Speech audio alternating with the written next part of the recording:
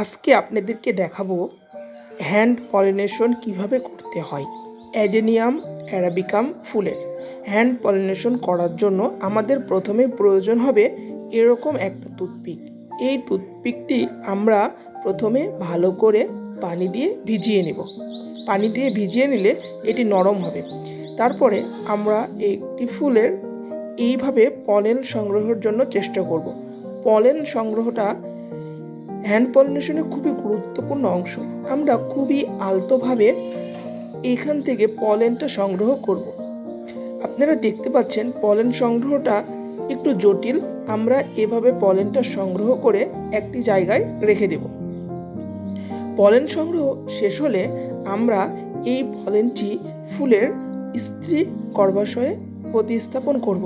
এটা খুবই গুরুত্বপূর্ণ। এই পলেন থেকে আসলে বীজ হওয়ার সম্ভাবনাটা থাকে।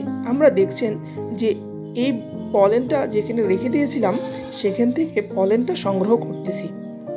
পলেন সংগ্রহ শেষ হলে সেই পলেনটা আমরা স্ত্রী গর্ভাশয়ে প্রতিস্থাপন করব। আমরা এই আলতোভাবে টুথপিক দিয়ে পলেনটা নিয়ে আমরা ফুলের স্ত্রী গর্ভাশয়ে পলেনটা প্রতিস্থাপন করে ফেলেছি। এই প্রতিস্থাপন করার পরে আমাদেরকে এই ফুলটি আটকিয়ে দিতে হবে যেন অন্য প্রাণী বা বাতাস দ্বারা পরাগায়ন হতে না পারে। এভাবেই একটি পদ্ধতিতে পরাগায়ন করা সম্ভব। আমরা অন্য আরেকটা পদ্ধতিতে অ্যাডেনিয়ামের পরাগায়ন সম্ভব।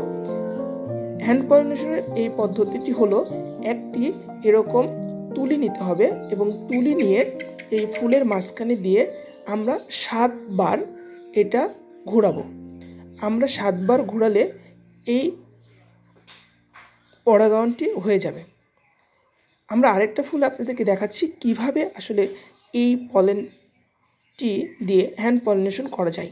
হ্যান্ড পলিনেশন করার জন্য এভাবে 7 বার ঘুরিয়ে নিতে হবে। প্রত্যেকটি ফুলে এভাবে 7 বার ঘুরিয়ে নিতে হবে।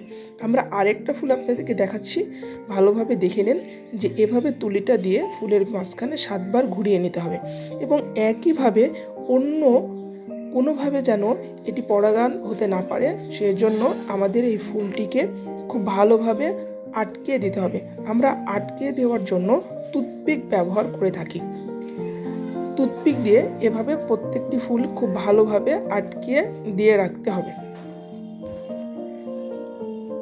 হ্যান্ড পলিনেশন করার পরে গাছটি ছায়াযুক্ত জায়গায় রাখতে হবে যেখানে দিনের অল্প কিছু সময় রোদ পায়।